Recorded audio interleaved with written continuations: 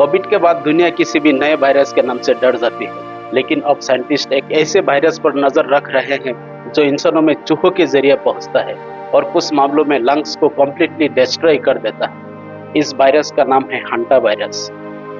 ये हवा में ओपनली स्प्रेड नहीं होता, ये सोशल कॉन्टेक्ट से भी आसानी से नहीं फैलता, लेकिन अगर आप इन्फेक्टेड रोडेंट यानी चूहे के यूरिन, सलाइवा या ड्रॉपिंग्स के कांटेक्ट में आ जाए तो इन्फेक्शन साइलेंटली शुरू हो सकता है। और सबसे डेंजरस बात, शुरुआती सिम्टम्स बिल्कुल नॉर्मल फ्लू जैसे लगते हैं, हल्का फीवर, बॉडी पेन, थकान, लेकिन कुछ दिनों बाद सिचुएशन अचानक डेडली बन सकती है। अब सवाल है, क्या हंटा वायरस अगला कोविड बन सकता है या फिर ये सिर्फ सोशल मीडिया फियर है? आज हम इसी वायरस को जियोपॉलिटिक्स, साइंस, क्लाइमेट चेंज और ग्लोबल हेल्थ सिक्योरिटी के पर्सपेक्टिव से समझेंगे। हंटा वायरस कोई नया वायरस नहीं है, ये दशक से मौजूद है, लेकिन हाल के कुछ वर्षों में एक्सपर्ट इसकी चर्चा ज्यादा करने लगे। क्यों? क्योंकि दुनिया में क्लाइमेट पैटर्न्स बदल रहे हैं, अर्बन एक्सपेंशन बढ़ रहा है और इंसानों का वाइल्ड लाइफ से कांटेक्ट लगातार बढ़ रहा है। हंटा वायरस मेनली रोडेंट्स यानी चूहों के जरिए फैलता है। जब इन्फेक्टेड रोडेंट की गंदगी सूखकर हवा में मिलती है और इंसान अननोइंगली उसे इनहेल करता है, तब इन्फेक्शन शरीर के अंदर पहुंच सकता है। अब यह कहानी डेंजरस हो जाती है। हंटा वायरस फैमिली के कोई अलग अलग स्ट्रेन्स है। अमेरिका में सबसे डेंजरस स्ट्रेन माना जाता है सिनोमरे वायरस। ये हंटा वायरस पल्मोनरी डिजीज यानी एसपीएस पैदा करता है। यह डिजीज में लंग्स के अंदर फ्लूइड भरना शुरू हो सकता है और पेशेंट को सांस लेने में सीवियर डिफिकल्टी होने लगती है। कुछ केसेस में मोर्टेलिटी रेट 35 से 40% तक पहुंच जाती है, यानी हर 3 इन्फेक्टेड लोगों में से लगभग 1 की मौत पॉसिबल है। अब सोचिए, एक ऐसा वायरस जिसका कोई यूनिवर्सल वैक्सीन नहीं, जिसका लिमिटेड ट्रीटमेंट अवेलेबल है और जिसका अर्ली डिटेक्शन भी डिफिकल्ट है। इसलिए साइंटिस्ट इसे सीरियसली मॉनिटर करते हैं। 1993 में अमेरिका के 4 कॉर्नर्स रीजन में एक मिस्टीरियस आउटब्रेक हुआ था। हेल्दी यंग पीपल अचानक सीवियर ब्रीदिंग फेलियर से मरने लगे। डॉक्टर्स कंफ्यूज्ड थे। इनिशियली किसी को समझ नहीं आया कि ये डिजीज क्या है, लेकिन इन्वेस्टिगेशन के बाद पता चला इसका सोर्स था डियर माइस पॉपुलेशन एक्सप्लोशन। हेवी रेनफॉल के बाद फूड अवेलेबिलिटी बढ़ी, जिससे रोडेंट्स की संख्या तेजी से बढ़ गई और फिर वायरस ह्यूमन पॉपुलेशन तक पहुंच गया। यही से दुनिया ने हंटा वायरस को सीरियसली लेना शुरू किया।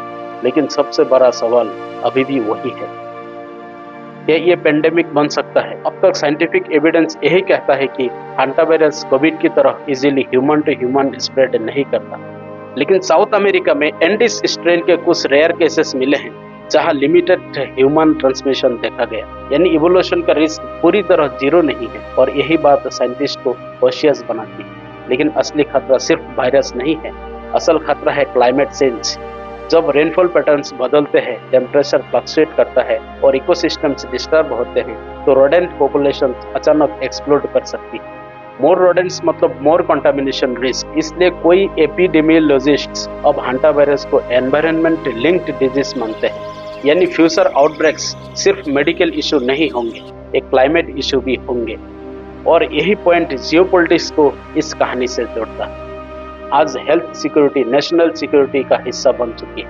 कंट्रीज अब सिर्फ मिसाइल्स और बॉर्डर्स पर इन्वेस्टमेंट नहीं कर रही है, बल्कि disease surveillance, public health systems, biological monitoring और इमरजेंसी प्रिपेयर्डनेस पर भी फोकस कर रही है।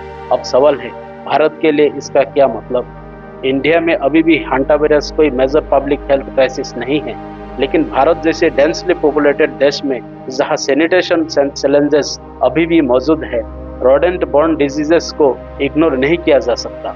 North East India heavily rainfall regions और rapidly urbanising areas future surveillance के लिए इम्पोर्टेंट हो सकते हैं। लेसन बिल्कुल क्लियर है, पेंडेमिक सिर्फ एयरपोर्ट से नहीं आते, कई बार वो नेचर के इम्बैलेंस से पैदा होते हैं।